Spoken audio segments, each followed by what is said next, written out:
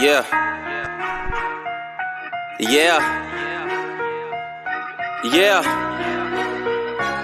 So many lies that you hear from the net, they don't get her respect. She reporting the truth, not a check. You want an unbiased opinion straight from the chest, not a bit of conflict or someone here for a check. Tune in, these are thoughts from a lawyer on a mission who goes so hard it's like she works on commission. Trolls in the comments might say she tripping cause they lack the knowledge. They don't know they missing. Got a couple current events that you like. Wanna know about law from the eyes.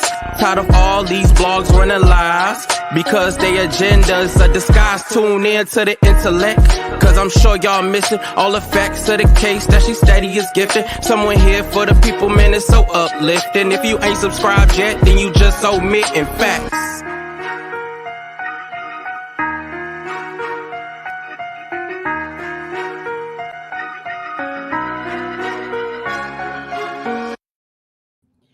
Hello, everybody. I missed you. It is Pam Esquire, also known as Your Law Intellect. Look, do me a favor as you come in, hit that like button. Share if you have not done so already and subscribe to the channel. I appreciate all of the support. I appreciate you guys, and I love each and every one of you.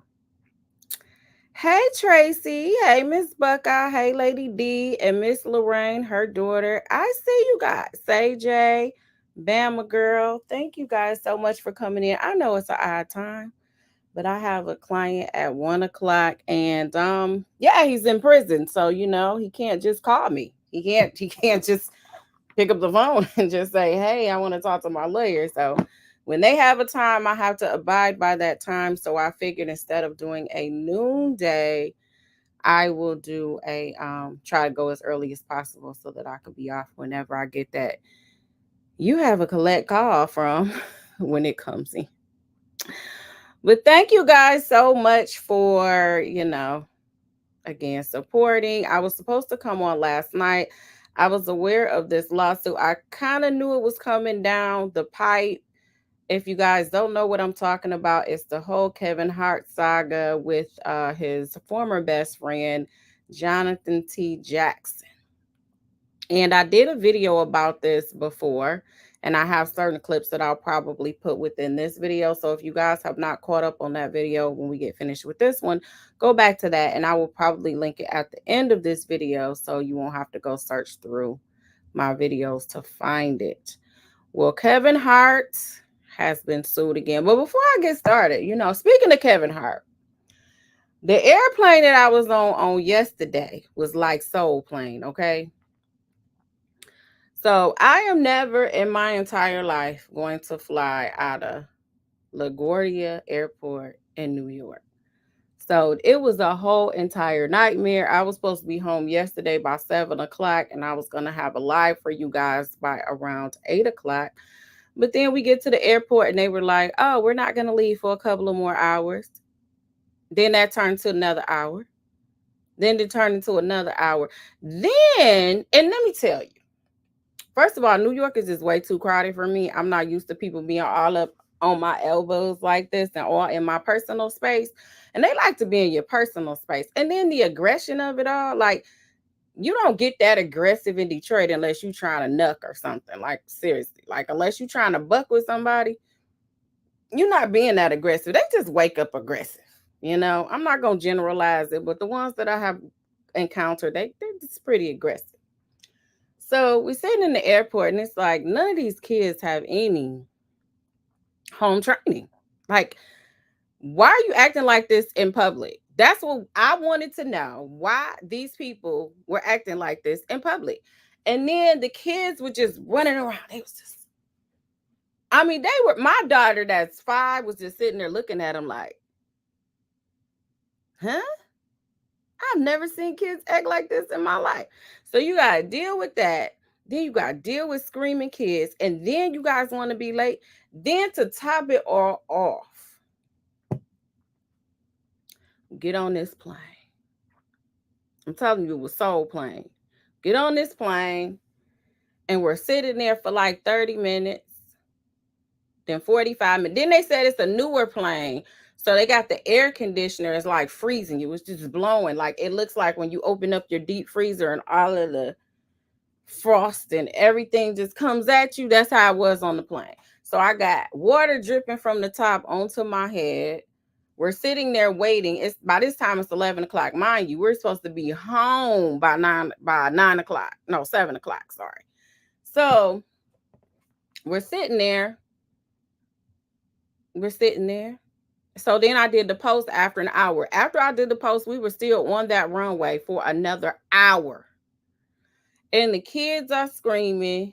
Then by this time, you have people getting up. Everybody has to go to the bathroom. But then they're like, you need to stay in your seat because if we get directions that it's okay for us to go ahead and fly out, we can't go and we have to go to the end of the line. So apparently there were several planes that were leaving that were like waiting to leave. And we were like number 8.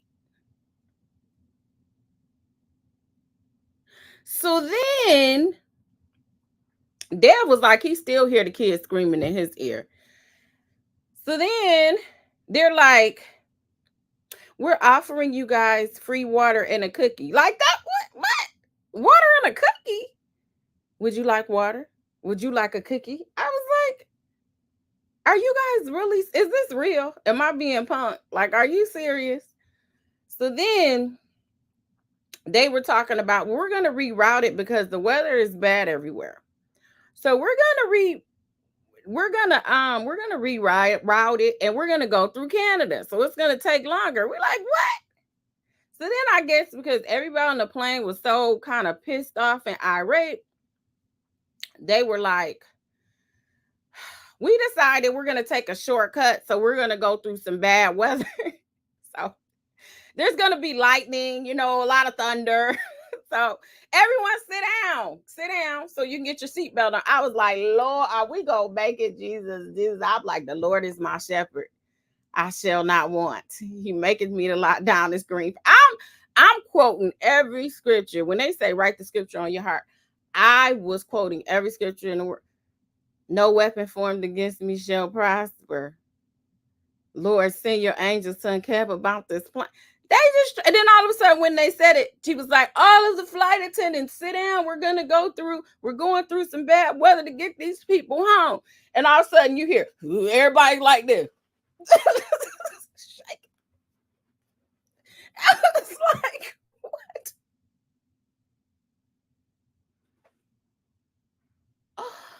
It was unbelievable. Just imagine your pilot.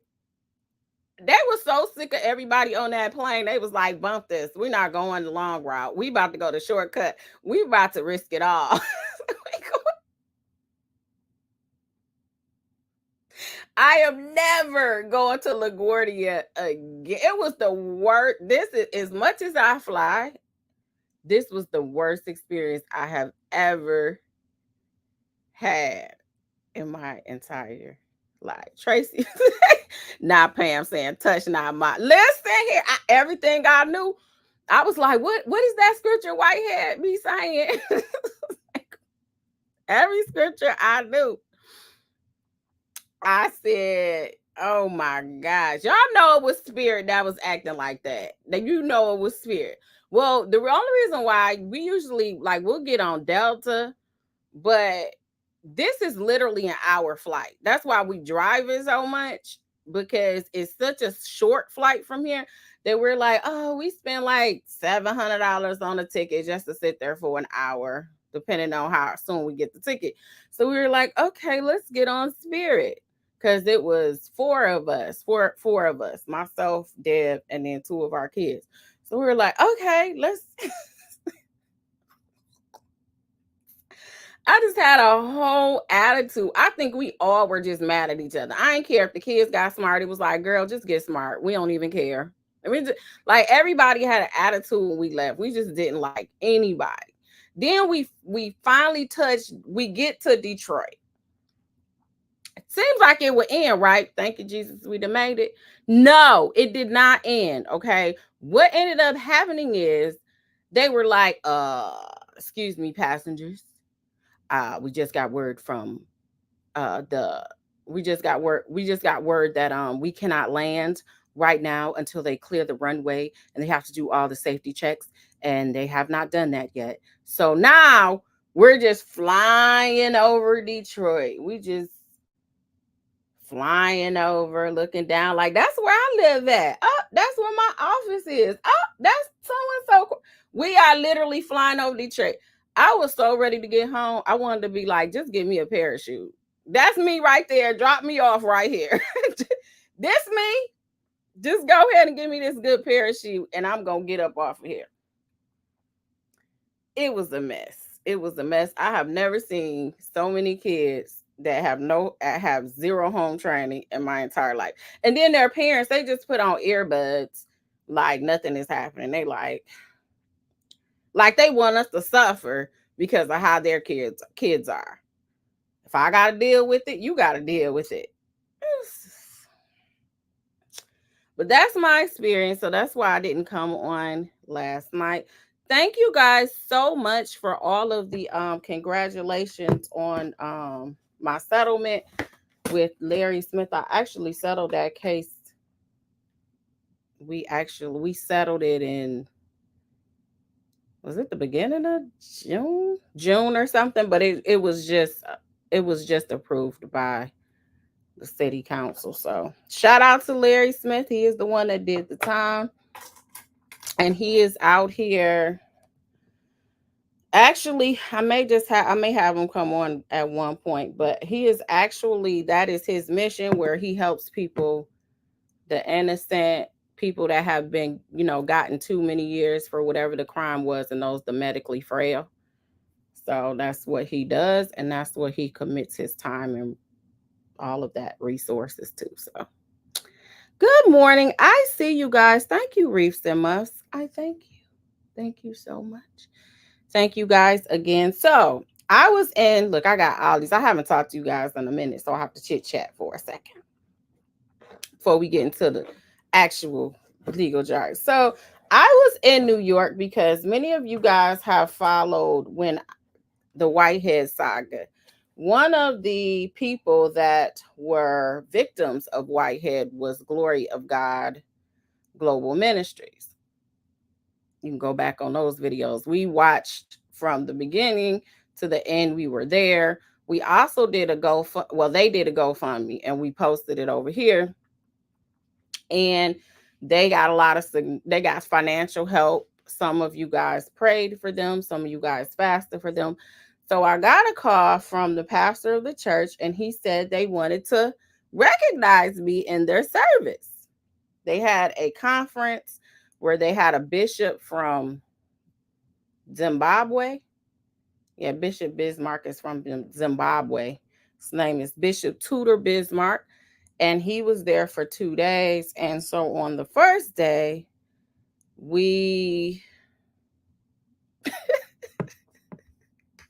I'm trying to get serious here. High Vibe said, does he work with the Innocence Project like Sonia? That just threw me off. I don't know why that highlighted in my vision. That was funny though. No, he's actually really, really serious. he's really serious about his work. We don't do Sonia work. But so I did get they actually put that video up. Let me show you guys. Let me share their video. Let me see if it comes up.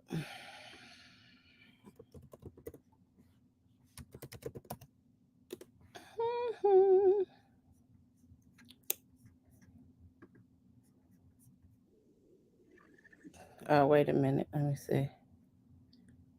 See if I can find it. Let's find it.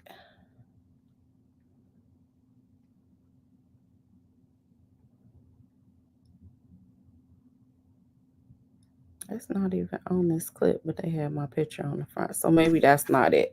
But anyways, and so, yeah, that's not it. Okay. Anyways, there was a clip. If you go over there, it was like a 2.5 hour show. But I received a recognition from the U.S. House of Representatives. You guys see? And what does it say?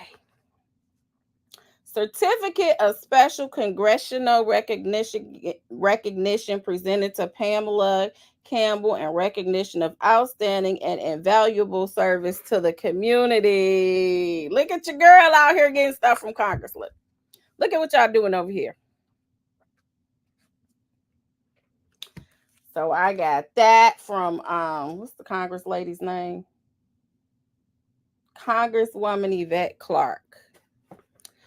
Then I also got this beautiful award. It's very heavy, and they stopped us in TSA because they wanted to know what this was. Has a lot of weight.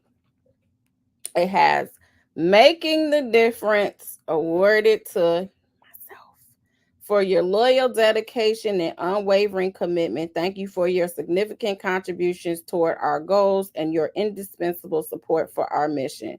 Glory of God Global Ministry. Wasn't that nice? That was so kind of them.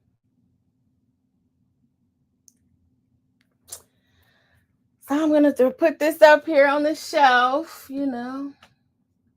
So, no, but shout out to you guys because the intellects really came through. We saw an injustice and we wanted to right that injustice with people we did not know. We did not know the pastor. I had never been to the church, had never heard of them. But when we saw that Whitehead locked them up out the church, we rallied behind them and we talked about it. We kept it in the press. We kept it in the news. We didn't just talk about it. We were about it. We did our financial contributions to help them. The church is beautiful. They have totally remodeled it. We saw a couple of the rooms that were really messed up with wires coming out the ceiling when Whitehead tore the church up because I guess he was gonna make it into some lofts or something. But they have totally revitalized that whole church and they're over there doing their thing. So shout out to Pastor Williams and his congregation. And thank you guys so much for the honor. So that was what I was in New York for those of you that cared. So yes, like, lady, we didn't ask you, but yeah. That's it. See, the woman God chose said, Pam is out here doing the Lord's work. I'm just doing what I'm called to do. That's it. And when you do what your purpose is, it's easy. So to me, it didn't seem like work. So when he actually was like, we want to honor you, I'm like, for that's how I was. We're like, because you helped us tremendously and da da da da da. Let me see if I can find this since we're on the topic. Let me see.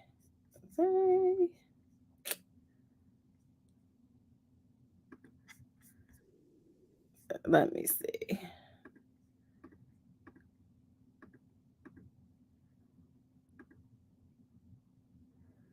Okay. Let me do this. So you guys can see what had happened. Last year, this building was attacked greatly. And it was so big in a way that you can't even explain it. Oh, wow, the whole building was destroyed. A man who called himself a bishop, who came in and destroyed the whole building. Not so that, but thank God. But God raised somebody who did not even know this ministry, who never knew us, all the way from Michigan, heard about the story on the news, and she now dig into the whole thing. What we could not explain, she was able to explain all the legal part of the whole case.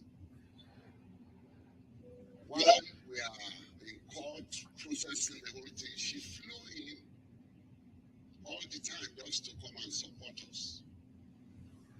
Through of time, she even called for prayer on our platform to pray for this church.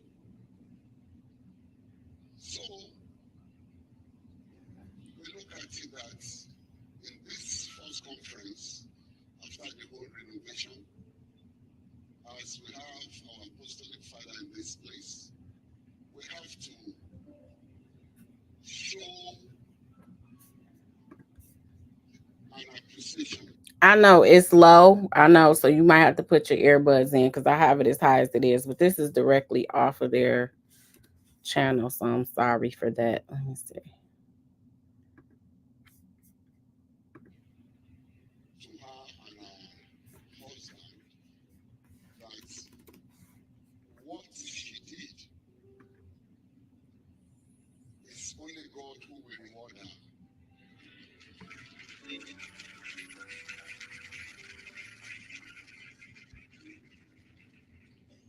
So one thing I've learned in the ministry is that until your faith is tried, you can never be called an hero of faith. When your faith is tried, then you can preach the faith.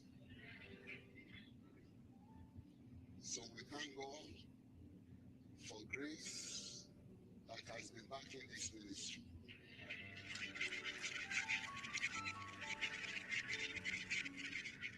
And I want to use this platform to thank a lot of our friends.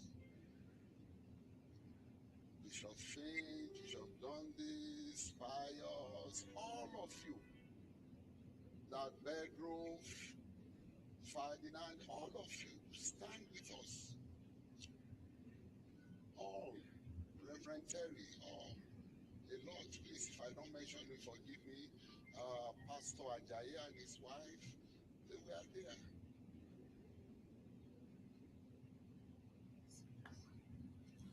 Smith, we thank you all for prayer. And those who are praying that we didn't even know. Thank you. Thank you. Thank you. My Yes. very close friend, Bishop Osage, we talk every day.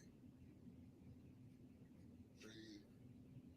When it happened, he said he made a mistake for stepping into this place. You don't fight God and win. The only thing you do is try to take what belongs to God. Then you see his fight. But today, we thank God. We thank God.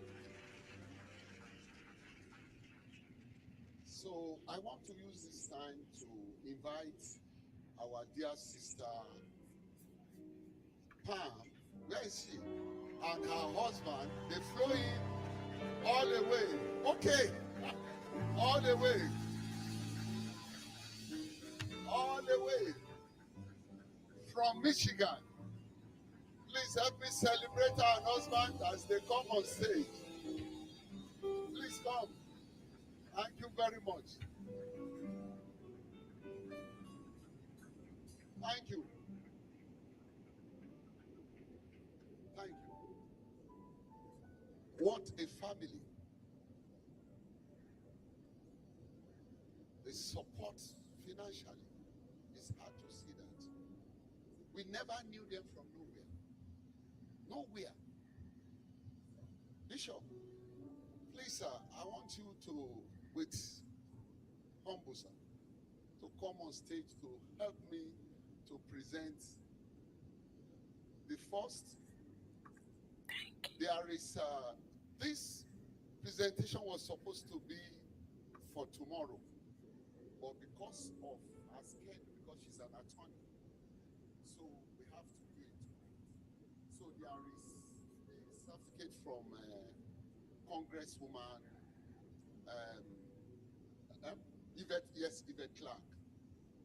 her.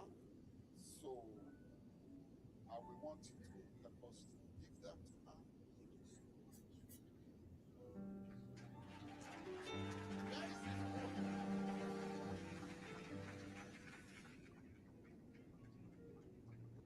Okay, y'all, I'm gonna mess around and not be able to finish what I came on here for. But that's it. If you guys want to go over there to the Glory of God, they have a YouTube channel, and yeah, that is what I was in New York for. I know the volume was very, very low. I have my volume on high. I have theirs on high, so I'm just gonna assume it's just their recording is why it's like that. But that's that. Thank you guys so much for all of the congratulations. I appreciate that. Let's get into it. So we are here to talk about Kevin Hart and them. So if you guys have been following when I did a video before where I was talking about Kevin Hart and his former friend JT Jackson, of which he was accused of orchestrating some form of extortion, of which Hart and I guess his team, or there was an allegation that when he went to Vegas, well, we know it happened because it was a tape, while his wife was pregnant with their first child, I believe, he had an affair on her and he messed with some lady and somebody recorded it. So there's all these strings of emails and all of that where there was a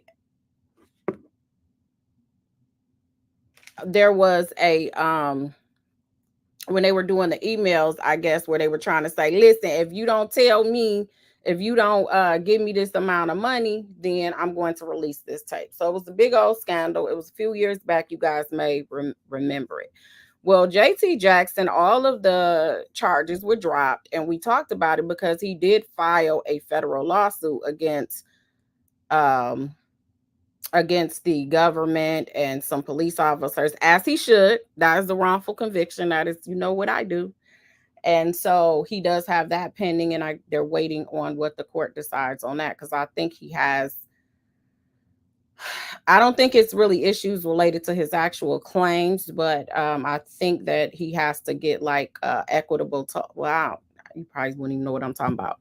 But anyway, that case is pending right now. So we're waiting on a motion that the other party filed to see if it will proceed in litigation. Well, many of you guys were like, well, why didn't he sue Kevin Hart? Why didn't he sue Kevin Hart? Because when we went over all the evidence that we saw, it looked like Kevin Hart should have been sued too. That's what it appeared, in our opinions. And so on yesterday, early morning, about 4 days after Kevin Hart's birthday, because if you guys follow him, you'll see he's living it up on the island. Okay, he's like in Greece or something, and he's popping bottles and giving thousands of dollars in tips. He is living his best life. Well, he has a lawsuit now because JT has decided to file a lawsuit against him, alleging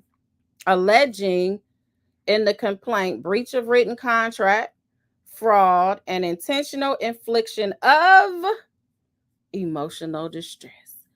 So let's get into it, because a lot of the information I gave you, if you're not familiar, that I just gave you a brief summary of, he does go over this in his introduction at the initial part of the complaint. So you know how we do. We're going to read over it, skip over what we can because we know it's long. Well, it's not too long. It's like 23 pages, but that's not too long for us. We've been over 100-page complaints and we made it through. But so we have plaintiff Jonathan T. Jackson, known professionally as JT Jackson, has had a notable career in the entertainment industry, marked by significant achievements and contributions. However, plaintiff's reputation was unjustly tarnished due to a series of malicious actions by the defendants, leading to profound emotional distress, financial losses, and professional setbacks. Additionally, plaintiff is a United States Navy veteran, thanks for your service, whose service to this country adds to the gravity of the emotional and psychological harm he has endured due to the defendant's actions. In August 2017 in Las Vegas, Nevada defendant Kevin Hart a prominent actor and comedian, was involved in a highly publicized X tape scandal with Montia. I don't know how to say Savage. I don't know. I'm just going to call her Montia, who was not his wife. The incident, this is so like every time Kevin Hart comes for somebody, everybody always mentions that he was in this tape with somebody that is not his wife. When Tasha K, who is now in litigation with him for Kevin Hart sued her for defamation, she put in there he was in a tape with someone that was not his wife. We're going to make it very clear. The incident attracted significant public attention due to Hart's marital infidelity and the video's online dissemination, further amplifying the scandal. In the aftermath of the scandal, false extortion claims were filed against the plaintiff, resulting in plaintiff being wrongfully accused. Although Hart did not personally accuse plaintiff at this stage, he contributed to the initiation of these false claims. Furthermore, plaintiff has filed a Section 1983 complaint against officials of the Los Angeles County DA's office asserting violation of his 4th and 14th Amendment rights, as he should. The false accusations and fabricated evidence against plaintiff and systematic misconduct and using plaintiff as a cover-up has resulted in plaintiff suffering severe harm and damages. On January 23rd, 2018, a raid was orchestrated by the DA investigator Robin Letourneau of the Los Angeles County's DA's office on plaintiff's wedding anniversary and on his late father's birthday. The raid initiated from an extortion report for events between August 25th through 30th, 2017, falsely reported by Hart and his legal team. The intense raid operation involved 13 police officers. Crucially, there was absolutely no evidence of any criminal extortion activity by plaintiff, a fact later confirmed during the testimony by DA investigator Letourneau. Despite the absence of any actual crime, oh yeah, we talked about that too. Let me see if I can find that. Hold on. We got video. I got a video clip when I talked about that. Okay, let me see.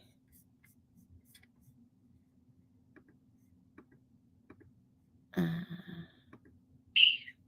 wanted to know. So JT, I said, well, what is connecting you to this email? Like, did they get an IP address? Did they give you any documents?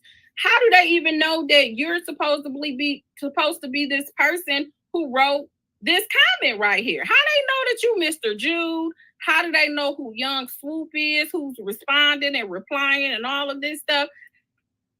So the question was basically, did you have any evidence against JT that he was these people? The answer was, I did not.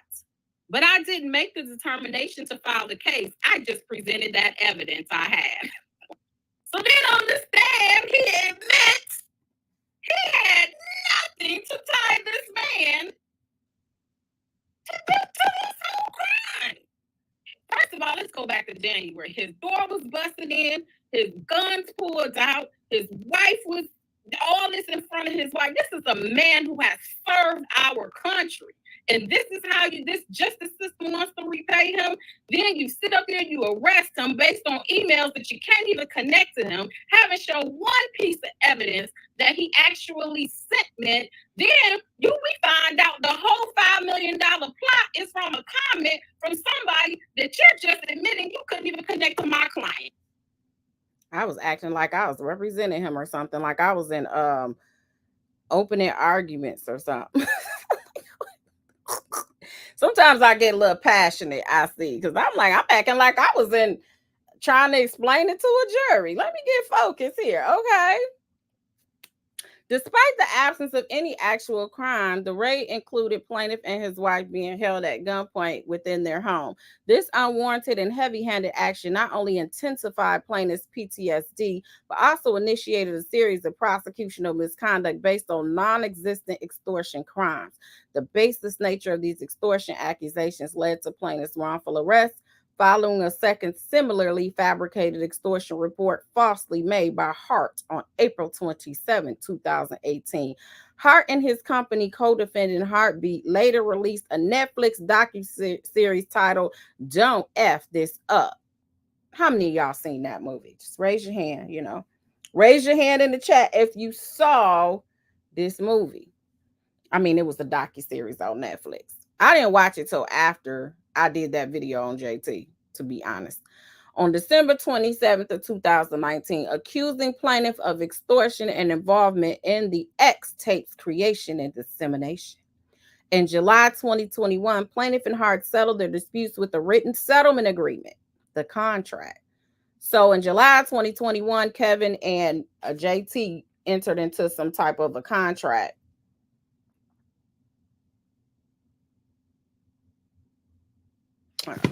Sorry. Which required Hart to pursue and advocate for the dismissal of all criminal charges against plaintiff and make a public statement exonerating him. Plaintiff entered into the contract expecting Hart to rehabilitate plaintiff's reputation and help return plaintiff to his professional life free from the shadow of the unfounded criminal accusations. Hart, however, blatantly breached the contract by failing to issue the agreed upon public statement exonerating plaintiff, causing significant harm and irreparable damage to plaintiff's reputation. Additionally, plaintiffs uncovered evidence that Hart and his legal team submitted fabricated evidence to the DA's office. Oh, wow. Significantly contributing to the substantial harm by plaintiff endured based on false extortion charges against them. The fabricated evidence and fraudulent actions provide the background as to how and why Hart fraudulently induced plaintiff to enter into the contract, which was seemingly designed to mitigate the fallout from the fabricated accusations against plaintiff. That word fabricated is used a whole lot in that paragraph. On September 16, 2019, Savage filed a highly publicized $60 million civil lawsuit against Hart and plaintiff concerning the X-tape scandal. This case garnered extensive media coverage. Crucially, plaintiff was entirely cleared of all claims, with the court granting summary judgment in plaintiff's favor against Savage. The court determined that there was no need for a trial because there was no evidence against plaintiff. In contrast to the court granting plaintiff's motion for summary judgment, the court denied Hart's summary judgment motion, and he was held to appear at trial on 4 distinct allegations. 1, negligence. 2, invasion of privacy, intrusion upon seclusion. 3, invasion of privacy and intentional infliction of emotional distress. One significant allegation involved Hart being implicated in the public disclosure of private facts, which includes the dissemination of the video. The court found that important facts were in dispute that required examination at trial. So basically, what had happened in this Savage lawsuit, for those of you that didn't follow it, when she filed the lawsuit, she sued Kevin, she sued JT, she sued everybody, and she felt like she had a consensual relationship according to her lawsuit. She had a consensual relationship with Hart and somebody, and she felt like he was behind the release of it, is what she was alleging. So JT filed a motion to dismiss, and he got out of the case. However, based on some of the information, I guess they were able to unveil during the litigation process, the judge was not totally convinced that Kevin should be dismissed out of it. And so what his attorney is saying in this here lawsuit is that the court found that important facts were in dispute that required examination and trial.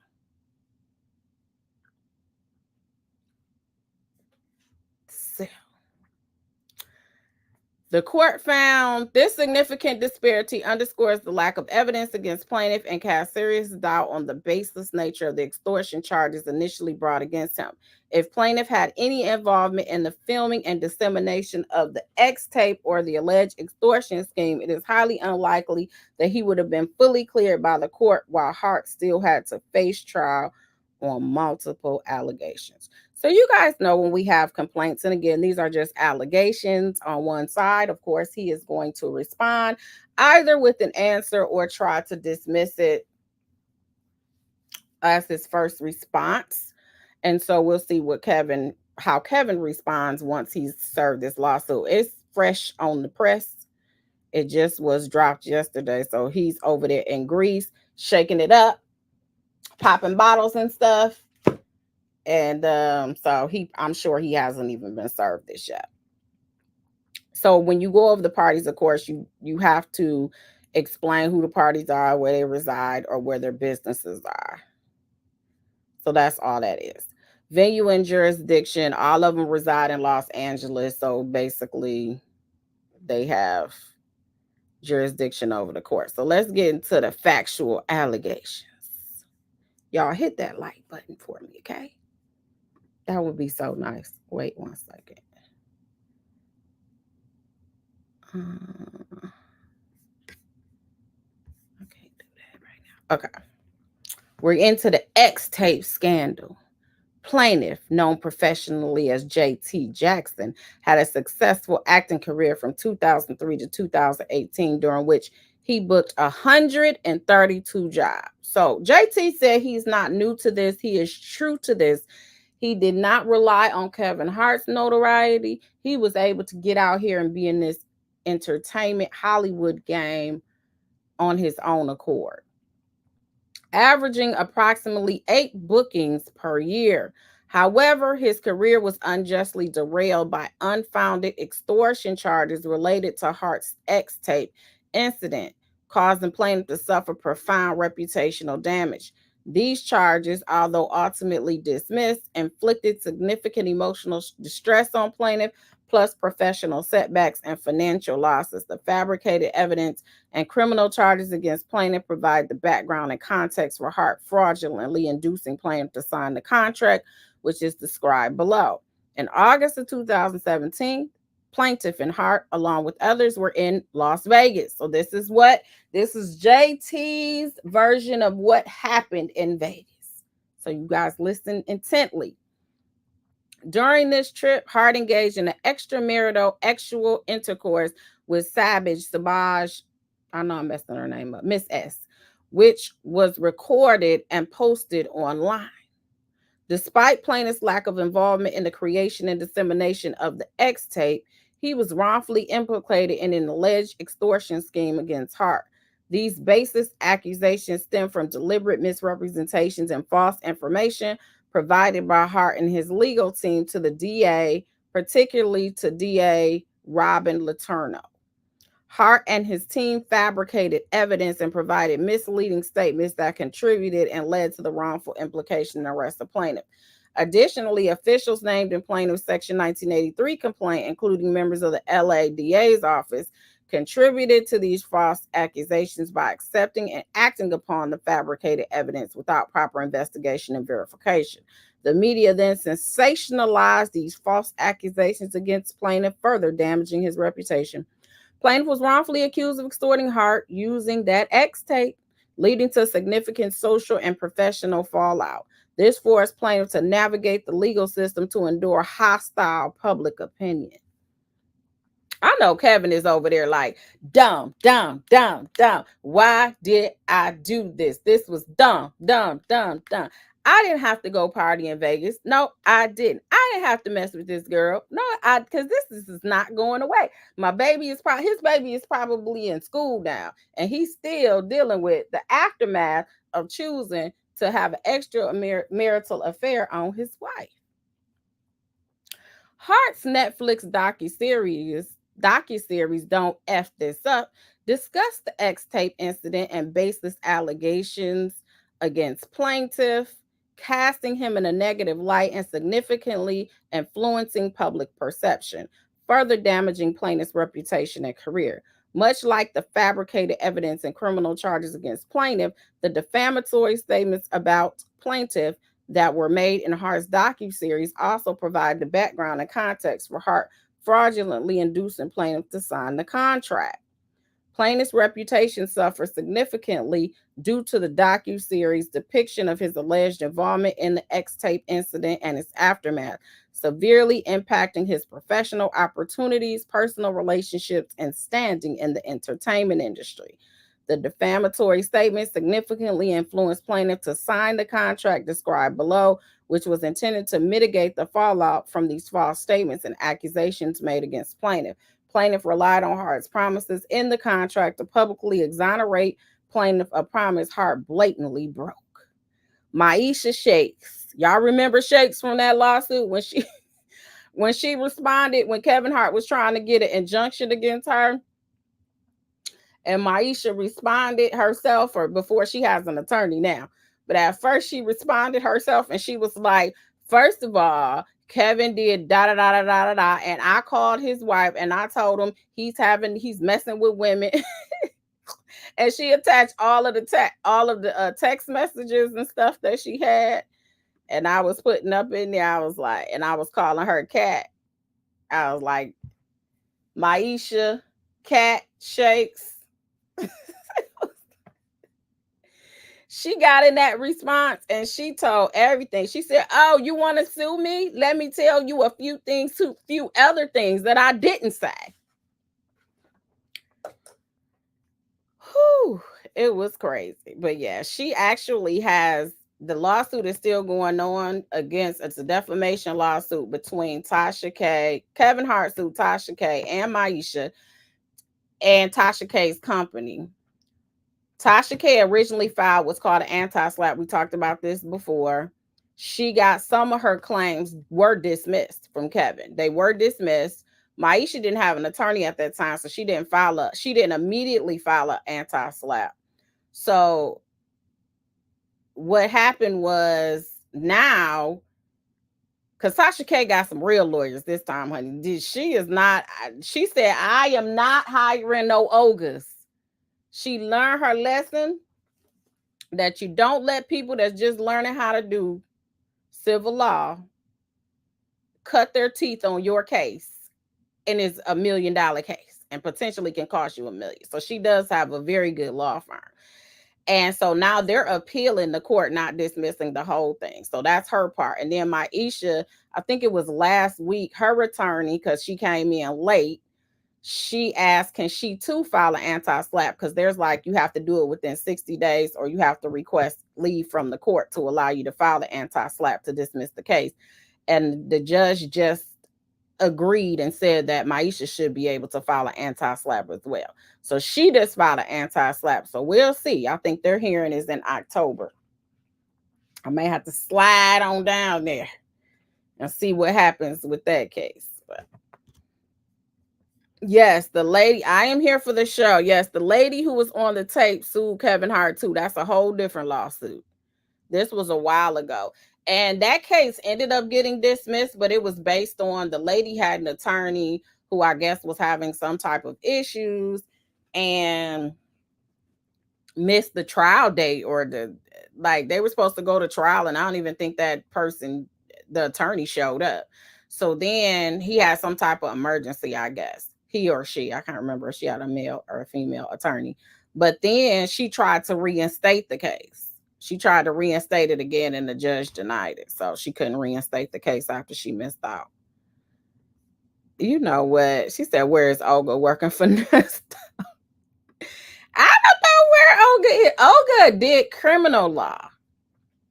And I'm not saying that if you've done, because what I do now, you have to know criminal and civil. So I'm not saying that you can't know both, but typically you pick a side, or like you may start out doing criminal or civil and you learn that and get that a grasp of it. You're consistently learning. You never just know everything. And then maybe like what I did, the first half of my career, I did criminal, and the second half I did civil. And now what I'm doing, it combines the both of them, because from the criminal portion, when I try to assist in helping people get out of prison, get reduced sentences or whatever, that's criminal. But then if I sue, like what happened in the case that I posted in 1983, which is the same thing that JT Jackson did against the LA DA, that's civil. And that happens in federal court. That's called a 1983 case. So it's like a combination of them both. But yeah, he said Olga on her island.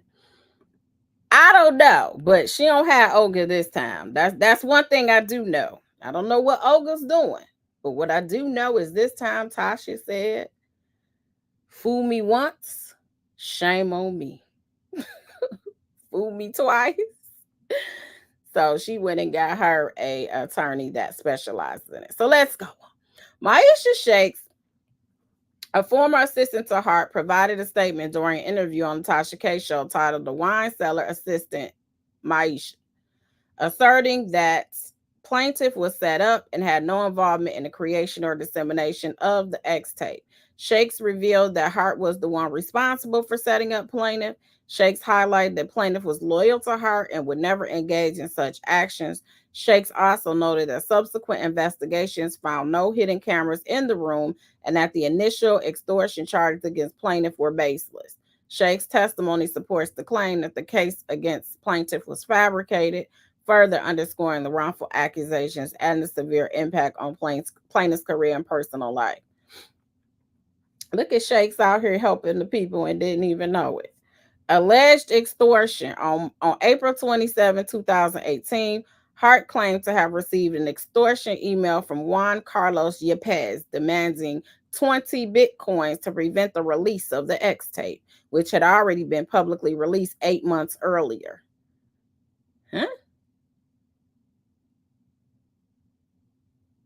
On April 27, 2018, Hart claimed to have received an extortion email from Juan Carlos Yepes demanding 20 Bitcoins to prevent the release of the X tape, which had already been publicly released 8 months earlier. Okay. The email included highly inflammatory accusations of y'all see that, our essays and all of that. The content of the emails as follows from Juan. We have your X tape. We also know about for the first and last time, I hereby instruct you to send 20 Bitcoins to the Bitcoin address. This sounds like this might have been from some island or something. What? We will email to inform you within half an hour of transaction where to collect the copy, and we shall destroy all other copies we have. We promise we shall never share with Aniko or anybody else. We shall not distribute this material whatsoever. This email is also a non-disclosure agreement. This is non-negotiable. We are saving you divorced dime man. Comply by Tuesday, May 1st of 2018. Like, what?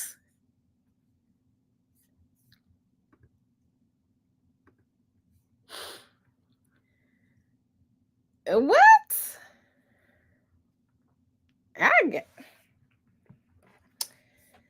I probably would have been got, because if I would have read that, I think I would have just deleted that and marked it as spam.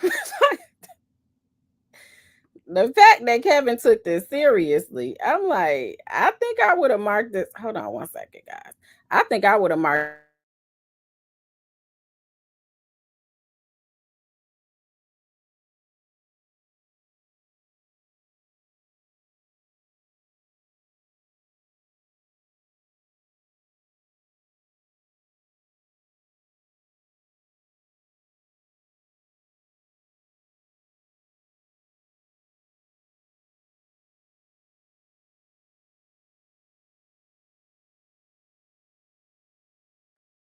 Sorry about that.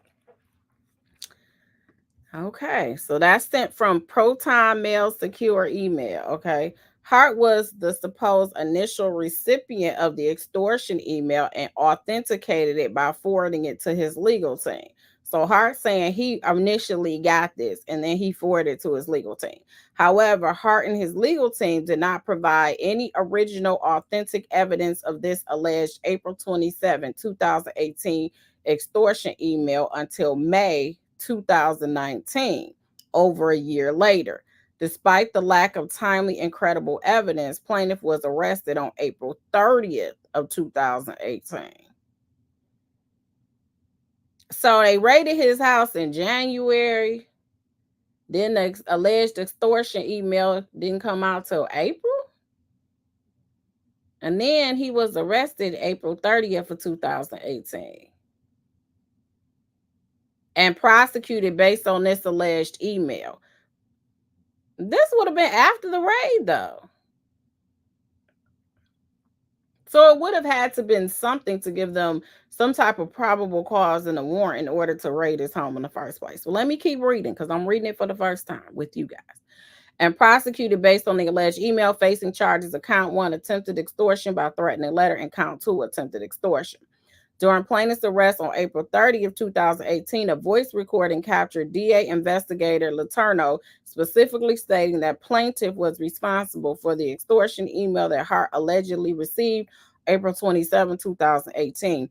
This statement underscored the centrality of the fabricated email in justifying plaintiff's arrest and prosecution. Okay, so somebody sent you an extortion email, April 27, 2018. What was the X tape? So that thing with Kevin Hart in Las Vegas was August of 2017.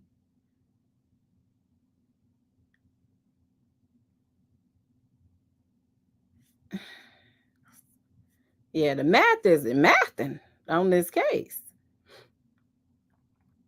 In the transcript from May 22nd, 2019 interview,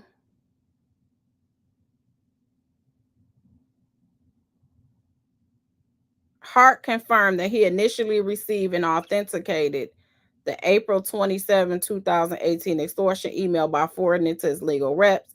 These legal reps then forwarded to the DA. Strangely, the extortion email, which Hart claimed to have received and forwarded to his legal team, which subsequently forwarded to the DA's office, lacked any forwarding headers.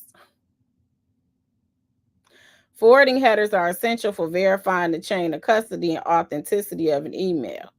The absence of these headers within the extortion email further undermined its credibility and strongly suggests that it was not an authentic forwarded email, but rather a document that had been purportedly created or manipulated. Despite this, Deputy Michael Fern, who works within the Cybercrime Division, indicated in an email exchange on July 29th of 2019 with plaintiff's criminal defense attorney Jacob Glucksman that the extortion email was provided as a PDF by Hart's attorneys and authenticated by Hart during a telephone call. Given his role in the Cybercrime Division, Fern was expected to perform a higher level of scrutiny and verification for digital evidence. The absence of forwarding headers in the PDF extortion email submitted, combined with the suspicious PDF format, should have immediately raised red flags for Fern. The DA's blanket reliance on Hart's authentication, despite clear discrepancy, raises significant doubts about the validity of the evidence and the thoroughness of its verification. It is evident that knowingly or unknowingly, Fern submitted fabricated evidence. Indeed, it has been determined by a forensic expert. He went and got a forensic expert, y'all. What JT is alleging, it was determined by a forensic expert that the extortion email was created in Microsoft Word 2013 on May 17, 2019, over a year after the alleged extortion attempt. Woo. This critical finding, determined by analyzing the metadata of the extortion email, which Hart authenticated during questioning by the DA's office on May 22nd, 2019, indicates that the extortion email was not the original, but rather a fabricated document. The use of Microsoft Word 2013 to create the email rather than an email service like iCloud, Gmail, Outlook, or Proton Mail shows that it was not a genuine email sent on the date claimed. Emails cannot be downloaded directly into Microsoft Word from these email services. So he's alleging that this didn't even come from an email address. It was like, let me type up some, because you know I'm at home and my wife is on me. Let me see.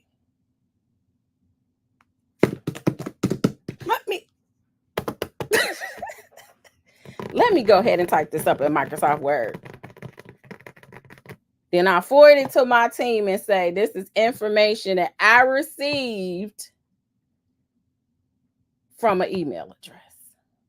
That's what JT is saying. That's the same me. This is what JT is alleging.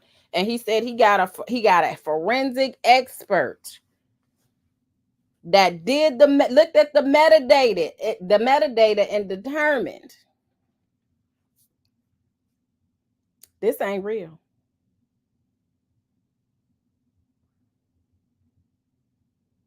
My. JP said Kev got graphic design skills. Allegedly, according to JT and his forensic expert. Now that should have been the headline. Like, what are you talking about? Tell me. What?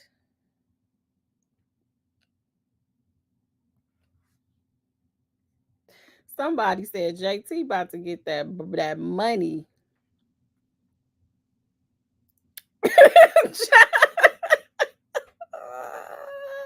She said Kevin Hart is the only person in history to be extorted in reverse. That's it. Well, the extortion charge, you remember, he accused Tasha Keggs of extortion. Those were the charges that the court dropped, was the extortion charge. Whoo, you said that's nasty work. Ooh, Lord have mercy. Okay, let's go on. That just kind of threw me for a loop. Okay. During the prosecution of plaintiff, the DA's office relied on another piece of evidence, a screenshot of the April 27th, 2018 extortion email allegedly provided by Hart. This screenshot was reportedly sent to DA investigator Letourneau via text on April 27, 2018, but was never included in the discovery provided to plaintiff's defense team. The failure to include this screenshot in the discovery and its use without proper authentication or court presentation raises significant doubts about the evidence that was used to justify plaintiff's arrest and prosecution, alongside the previously mentioned fabricated PDF extortion email submitted by Hart and his legal team in May of 2019. After plaintiff's arrest on April 30th of 2018, the alleged extortion email dated April 27th, 2018 was conspicuously absent from further discussion. So they was like, after he was arrested on 30, it's like, oh, we're not going to talk about it no more. That extortion email, yeah, we're not going to talk about that anymore. This email was only briefly mentioned in Letourneau's summary report submitted to the DA's office for consideration of charges. However, 2 days later, on May 2nd, 2018, the official complaint signed by DA prosecutor Abraham and DA investigator Letourneau charged plaintiff with 2 counts of extortion. Notably, these charges only cover the period from August 25th of 2017 to August 30th of 2017. So if this alleged email, so his charges, when he was actually charged of extortion, it only covered August 25th to August 30th of 2017. But when you look at this email right here, it was supposed to be from August 27th of 2018. I mean, April 27th of 2000. So this email was April 27th, 2018. This is supposed to be the extortion email. So then he was arrested on April 30th, allegedly based on this email that, according to him, came from Word 2013, according to his expert.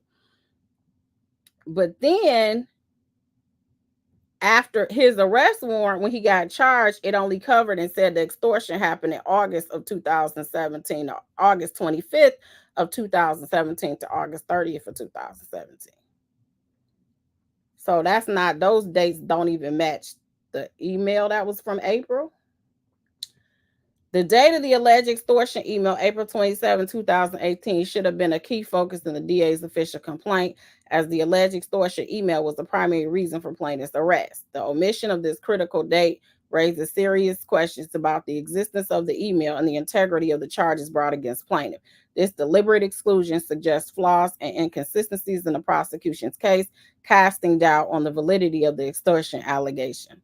Additionally, during plaintiff's incarceration, due to the fabricated email, DA investigator Letourneau harassed plaintiff's wife, Sheila Jack. Not you messing with the wifey, allegedly.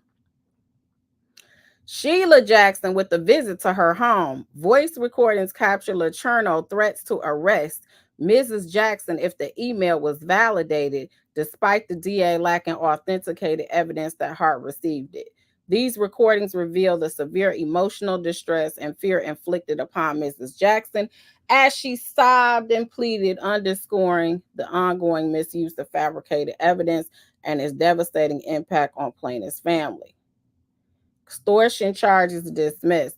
On May 3rd, 2019, exactly 1 year after plaintiff's April 30th, 2018 arrest, the DA's office dismissed count 2, attempted extortion against plaintiff. This dismissal was due to a lack of probable cause connecting plaintiff to the alleged extortion email supposedly sent to her on April 27th of 2018. In a preliminary hearing on November 12, 2019, DA investigator Lacherno testified under oath that there was no evidence of extortion in the email spanning from August 25, 2017 through August 30th, 2017. On September 17, 2017, Hart and his legal team supposedly reported a false extortion crime to the DA's office, focusing strongly on these specific dates. Nearly 8 months later, on April 27, 2018, Hart supposedly reported another false extortion attempt, claiming he received a direct email threat on that date. Despite investigator Lacherno's testimony and the lack of evidence regarding both reported extortion attempts, plaintiff was still arrested and prosecuted based on these alleged false extortion attempts. On September 27th of 2019, the DA's office recognized the baseless nature of the allegations, filed a motion to dismiss the remaining extortion charges, count 1, for attempted extortion by threatening letter against plaintiff. This decisive action by the DA's office powerfully underscores the wrongful and unjust nature of the charges brought against plaintiff, once again casting serious doubts on the prosecution's case and the legitimacy of the evidence put forth by Hart and his team. Furthermore, assisted by Hart, prosecutors pursued criminal charges against plaintiff in connection with the X-tape incident. Despite the absence of any corroborating evidence, these baseless charges led to plaintiff's unwarranted prosecution. Ultimately, the DA's office voluntarily dismissed all charges against plaintiff, underscoring the unsubstantiated nature of the allegations against plaintiff. Shout out to his criminal attorney, because if you would have had an attorney that just was like, you know what? Do you want to plea? Because they don't really want to put in the work. Because this right here, following all of the dates, doing timelines, getting forensic experts to look at your emails to make sure that the emails are authentic and legitimate. There's a lot of lawyers wouldn't do all of that. So shout out to that lawyer, because this could have ended up bad.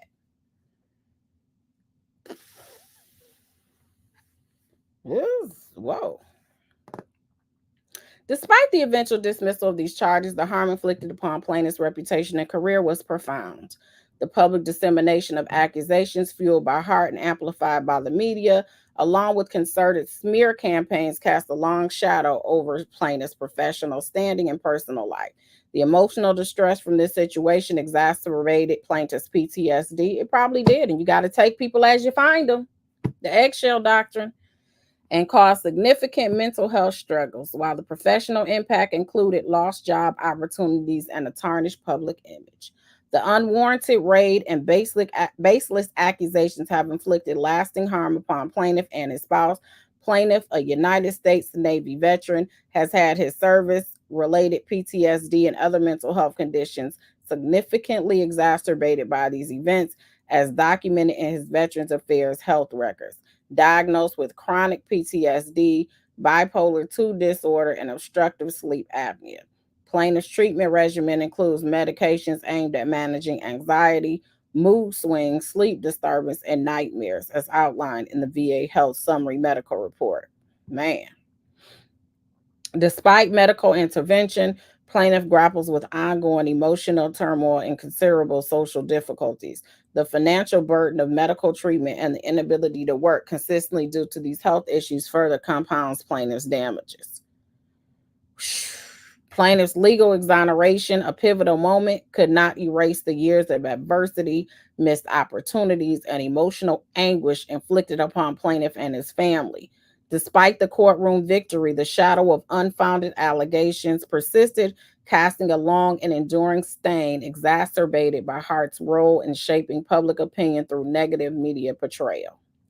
The emotional toll on plaintiff has been profound, manifesting in severe anxiety, depression, nightmares, sleep disturbance, and constant stress, as documented in plaintiff's medical records. These emotional struggles have led to difficulties in maintaining personal relationships, daily functioning, and have severely impacted his ability to engage in normal social activities.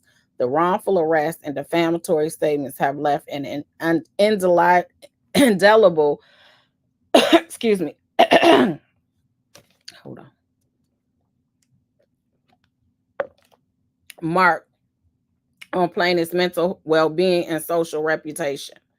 Professionally, plaintiff has faced significant challenges in securing acting roles due to the shadow of the unfounded allegations, as well as difficulties in finding other employment, such as rideshare and delivery jobs for Uber and Lyft, where background checks highlighted the extortion case against him. Plaintiff's aspirations were solely focused on a career in acting and professional bowling. However, due to the tarnished reputation resulting from these charges, he had to seek alternative means to support his family. Despite these efforts, plaintiff was unable to secure rideshare and delivery jobs post-incident, except for a position with Postmates, which he had luckily applied for before the incident. Financially, plaintiff has suffered substantial losses due to legal fees, lost income opportunities, and ongoing expenses related to legal and medical costs. The professional consequences and financial strain have left a lasting impact on plaintiff's career, trajectory, and overall financial stability. On December 21st, 2023, plaintiff filed a 1983 complaint against officials of the Los Angeles County DA's office alleging violations of the 4th and 14th Amendment rights. This complaint highlights the malicious prosecution and abusive process that stem from the same false accusations and fabricated evidence perpetrated by Hart. This is horrible.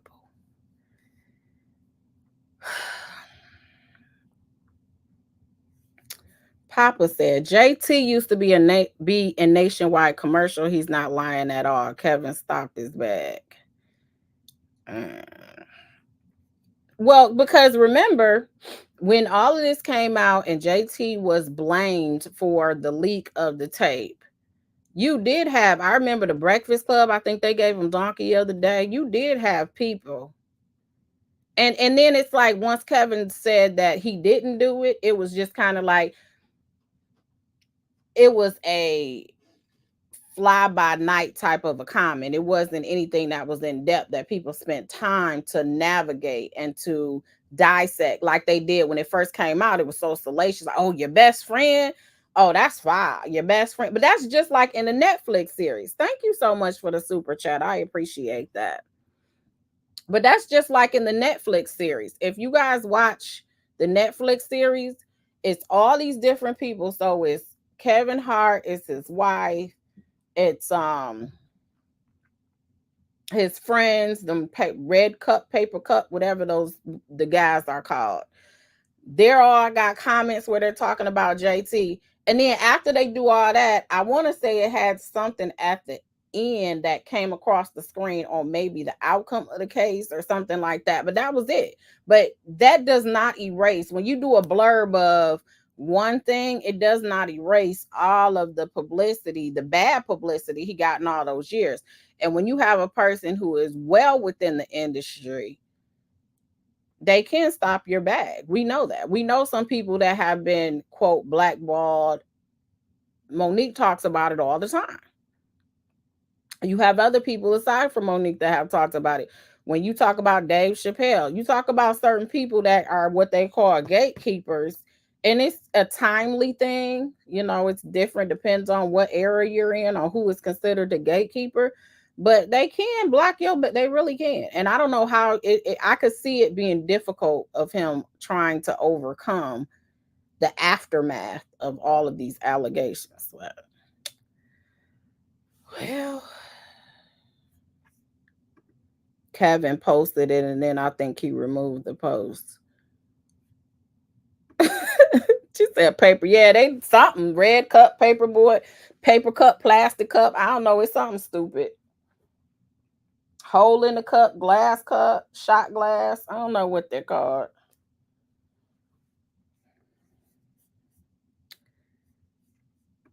I am here for the show. So the thing is, who released the tape? Kevin did it. The chick said, well, the chick thinks that he did. I don't think they ever, as you guys see from the criminal perspective, after JT's charges were dropped, they never tried to pursue to see who did it, which I think is interesting within itself.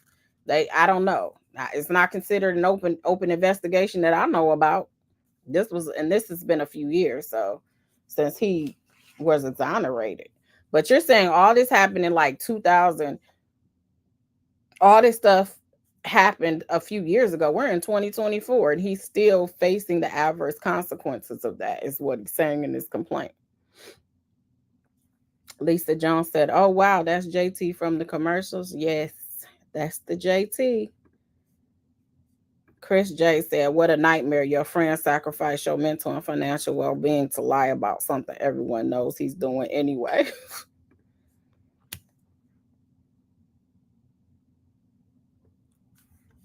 Miss HLS said, "The more you read, the more I think he should be sued."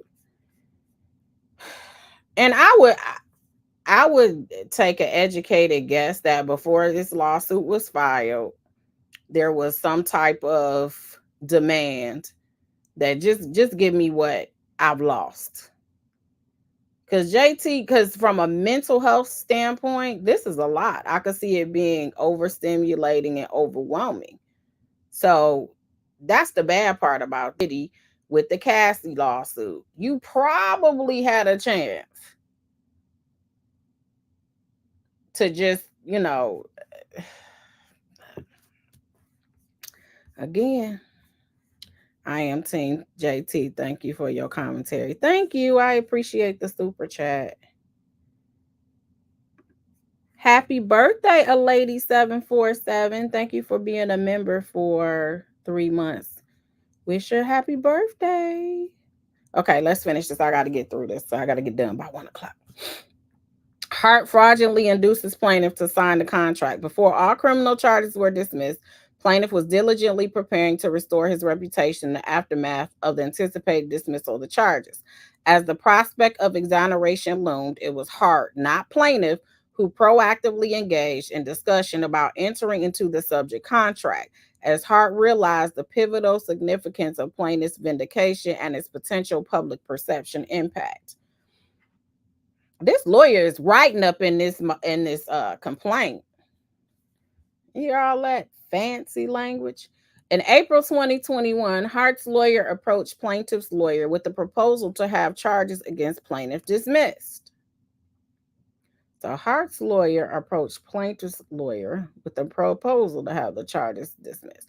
However, Hart's offer was contingent upon plaintiff agreeing not to engage in any media activity proclaiming his innocence or criticizing Hart, and plaintiff would need to sign a confidentiality agreement to ensure his silence, which would carry penalties if violated. Oh my. This proposal underscores Hart's intent to manipulate the legal process and public narrative to his advantage. I have a question. I would have a question as to how, if the DA is the one that chooses to bring charges, how can Kevin Hart come to you or his team, come to anybody and say, here's a proposal to have your charges dismissed? You're not the DA. How do you have that authority? Because the state, and for instance, domestic violence cases, the state will bring them. If you've been beat upside your head and you come in with a black eye and a broken arm, and you say, but I love him though, but I really, really, really love him though, they can pursue charges without you. They don't even need you. The state can pursue charges. You don't dictate whether they're going to do it or not. Now, you can dictate and help with the consequence, agree to a plea deal. Usually they do approach victims and say, hey, we are about to offer this plea deal. This is what we want to give. What do you have to say about that? What is your opinion on this deal? But the DA is the one that has that type of authority. So that's very interesting. In July 2021, Hart and his company Heartbeat entered into the contract with plaintiff. This contract obligated Hart to A, actively seek the dismissal of the remaining criminal charges against plaintiff, and B, issue a powerful public statement proclaiming plaintiff's innocence. So this contract, he was obligated to actively seek the dismissal of the remaining charges. And how was he going to do that? Please don't do it. I changed. It didn't have, like, how were you going to do that? Hart was required to inform the LA County DA's office that he had no interest in the continued prosecution of plaintiff. Okay. The wording of Hart's statement, which was meticulously negotiated and detailed in the contract, was absolutely crucial to repairing and remediating the severe damage inflicted upon plaintiff's reputation by the baseless extortion allegation that Hart aggressively promoted and publicized. Due to the defamatory statement made in Hart's Netflix docuseries, Don't F This Up, plaintiff's reputation has suffered significant harm. These statements falsely accuse plaintiff of extortion and involvement in the creation and dissemination of Hart's X tape, causing personal and professional damage to plaintiff.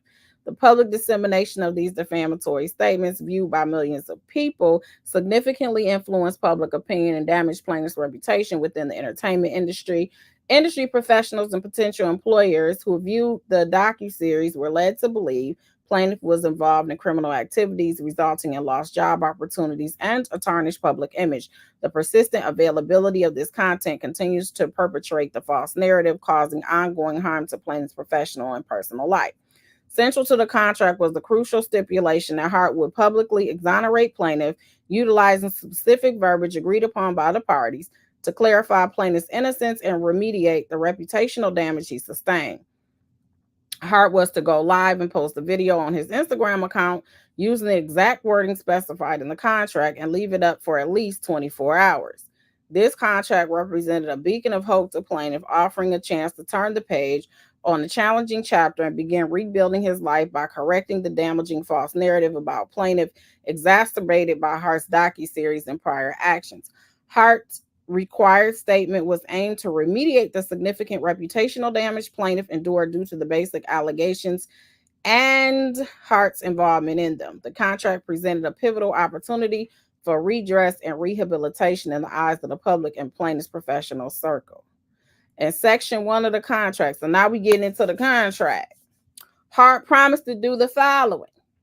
Within 30 days following the execution and delivery of this agreement by all parties, Kevin Hart shall inform the state of California that he has no interest or desire in the continued criminal prosecution of Jackson.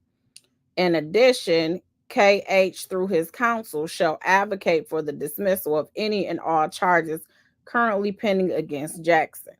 In addition, within 30 days following dismissal of criminal charges against Jackson, KH shall post a video on the Instagram account Kevin Hart For Real and leave the video posted on his account for at least 24 hours, with KH stating the following verbiage in the video. This is supposed to be what he said. He was supposed to say, well, the last 3 years of my life, definitely seen its shares of up and downs. And it's, put me in a position where I've dealt with a legal matter I cannot speak on or talk about because it was undefined and there was a high level of unknown. And I'm happy I can now speak on the incident, which cost me a very valuable friendship. I lost someone close to me that I love, and I still have very much love for, or high levels of love for. And I'm proud to say that all charges against JT Jackson have been dropped, and he is not guilty and had nothing to do with it. And this matter at hand that once was so tough to deal with and so heavy for me and my household is now put to bed.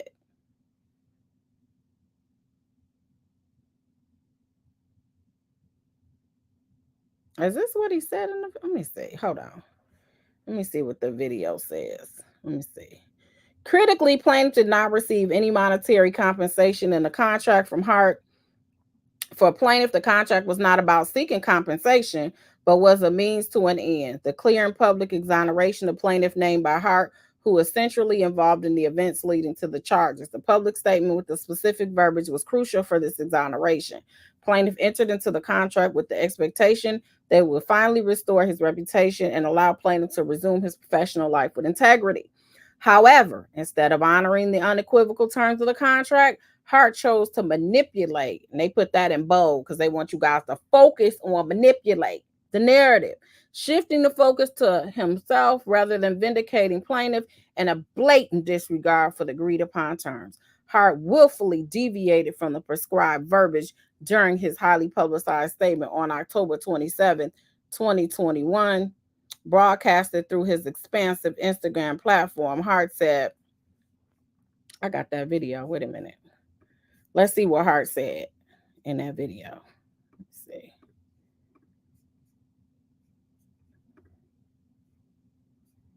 I think it was this one.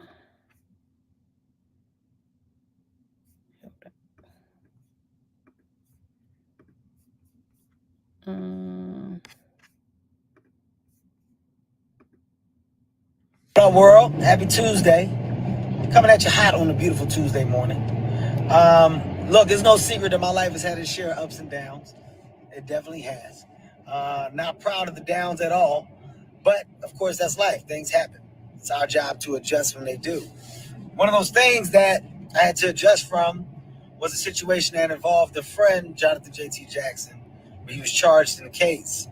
And J.T. Jackson has recently been found not guilty, and those charges have been dropped against him. And I can finally speak on what I once couldn't. I couldn't do it because of the legal process. They kind of put a fork in the road between he and I, and that relationship was lost. But I'm glad that now not only can I finally speak on it, but I can say I'm happy that that chapter in my life is over. I'm happy that we're able to put a period on that sentence, and I'm excited to get back to life as we once knew it. I want to get back to life as I once knew it and put that behind me and move on. This message is about moving on. It's over. It's over, and I'm happy that it's over. Live, love, and laugh. It's that simple. Now. Okay, so basically, Kevin, it sounds like maybe he shouldn't have done that from the car. What he should have did was just like when he was trying to host them Oscars before he made that those statements came up when he was supposed to host the Oscars. I know they told him don't just go fly off of your brain. They probably had what's called a teleprompter, right? And so with that teleprompter, you read line by line, precept by precept, because what you don't want is an accusation that you didn't do what the contract said that you needed to do. But it looks like what Kevin did was he tried to memorize it maybe. And then he was like, let me get this over with while I'm driving down the street about to get my coffee. And then he made the statement.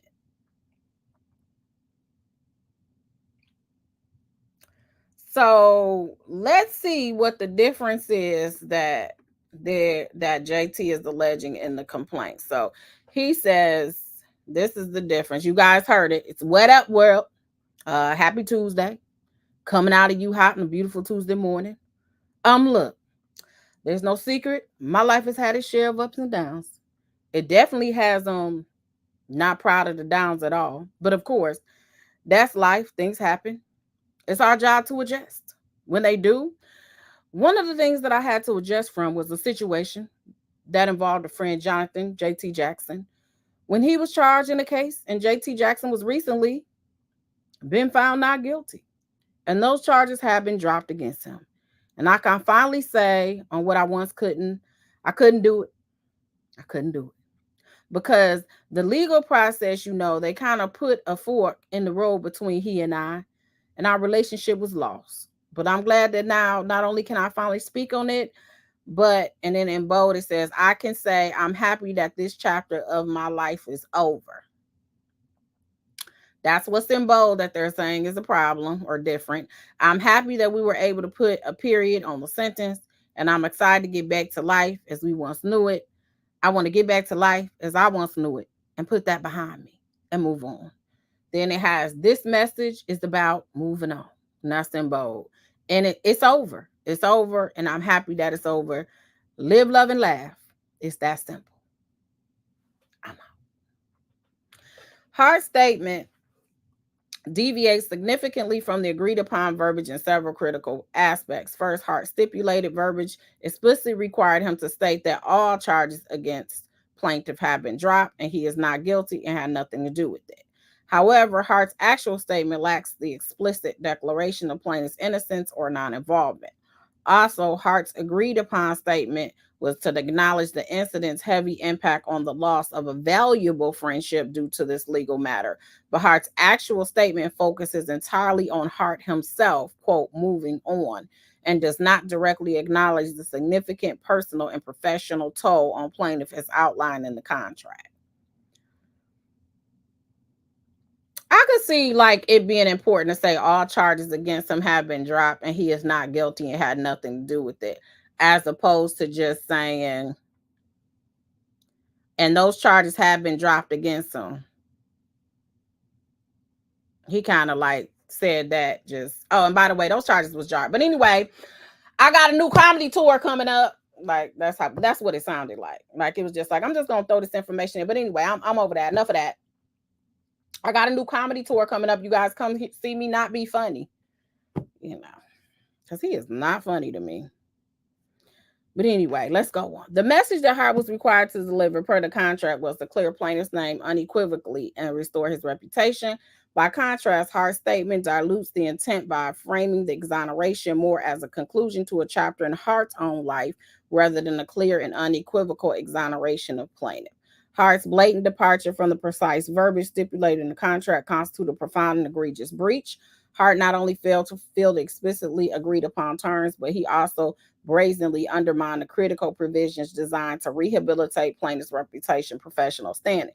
The breach transcends a mere divergence in wording. It strikes at the core of the contract's essence and the intended impact of the words, which were to unequivocally exonerate plaintiff and significantly contribute to the restoration of his severely tarnished reputation. The specificity of the agreed upon verbiage was not a mere formality. It was the cornerstone of the contract's intent to provide a clear, unequivocal public clarification of plaintiff's innocence regarding the exoneration allegations that Hart helped fabricate and disseminate. Hart's departure from the verbiage represents not just a contractual breach, but a significant setback in plaintiff's arduous journey towards reputational rehabilitation and professional recovery. This breach by Hart was inflicted further damage on plaintiff, undermining the very essence of the contract and the trust that facilitated its formation. On the day of Hart's blatant breach of contract, plaintiff immediately contacted Hart to address the non-compliance and discuss his disappointment. Oh. So sounds like JT contacted him after he seen the video. Despite acknowledging his breach, Hart initially and arrogantly refused to rectify his actions. Plaintiff then informed Hart that he would move forward with a lawsuit against Hart and Hart. Didn't I tell you? I was like, I'm sure he was warned. With the lawsuit against Hart and Hart be a lawsuit Hart was aware of due to the tolling agreement he had signed to prevent plaintiff from pursuing legal action while awaiting full execution of the contract. It was only after plaintiff communicated his intention to sue that Hart agreed to help plaintiff, not wanting to face litigation.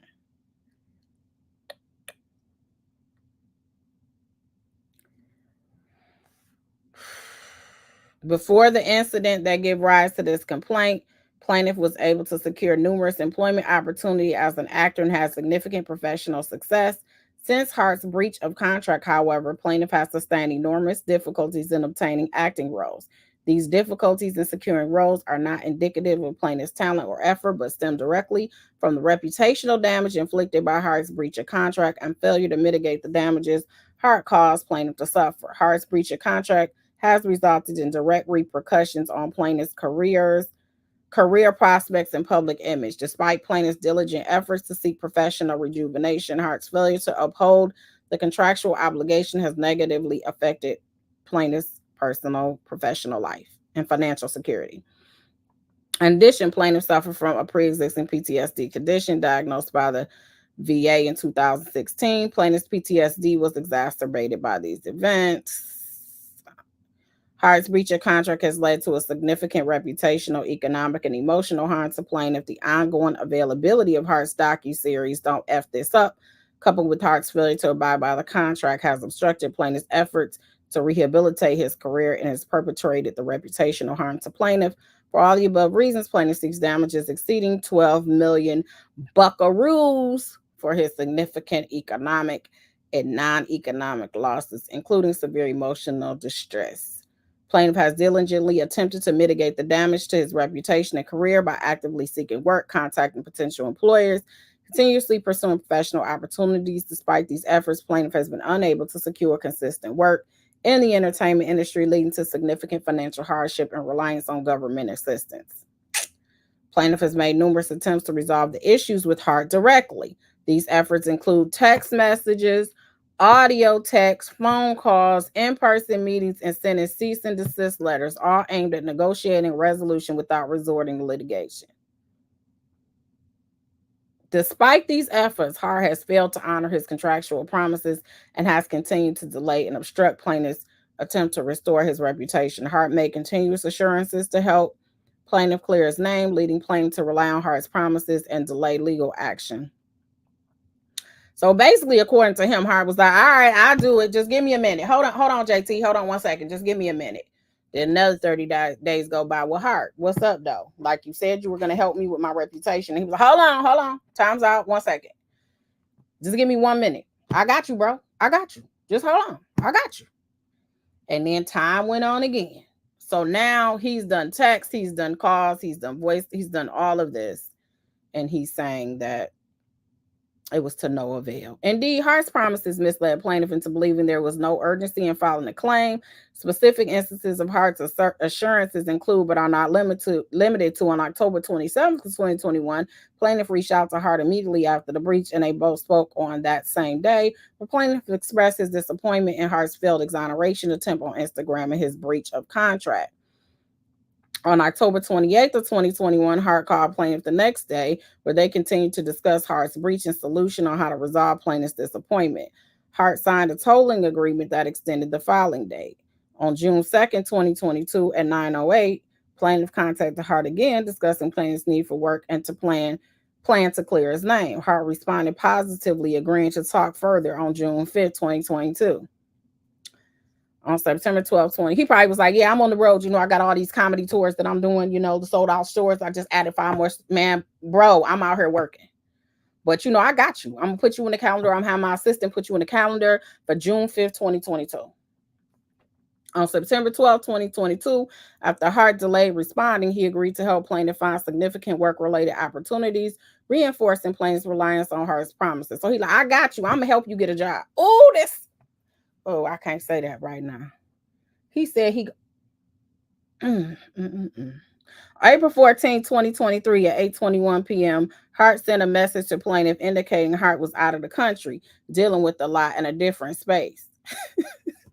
I hadn't even read that. I'm not even lying. So when I said that, and G, on April 25th, 2023 at 9:53 a.m., concerned about Hart's previous message, plaintiff reached into Hart seeking clarification and continued assistance in clearing plaintiff's name.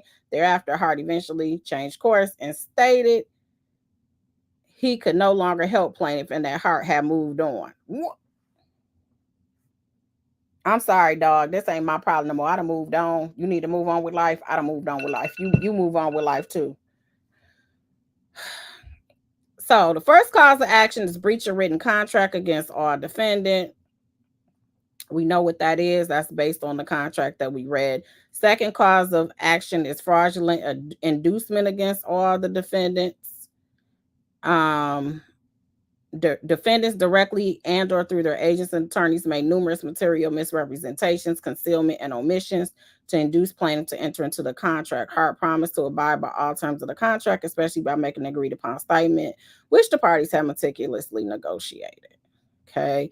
Third cause of action is intentional infliction of emotional distress.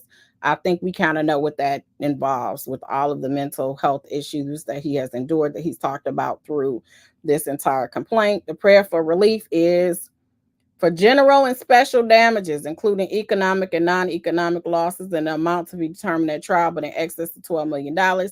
Punitive damages, an amount to be determined at trial. So he wants them to be punished by a jury. No, it's not really. It's for deterrence purposes.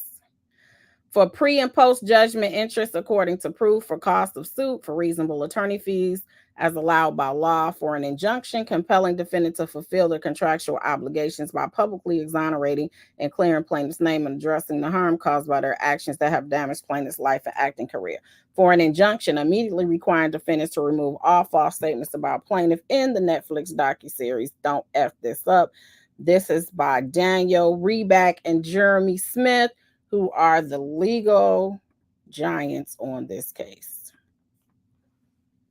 So that is the lawsuit that has been filed. We will see what happens when, hopefully for JT's mental health, if this is, again, this is an allegation, but I would assume some of the stuff that he has in there, he has some documentary proof of what he is saying.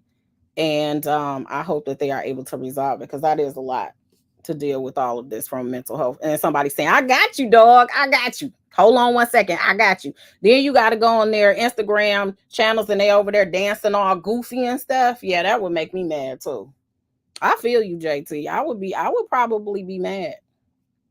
You over there like, we out here living our best life.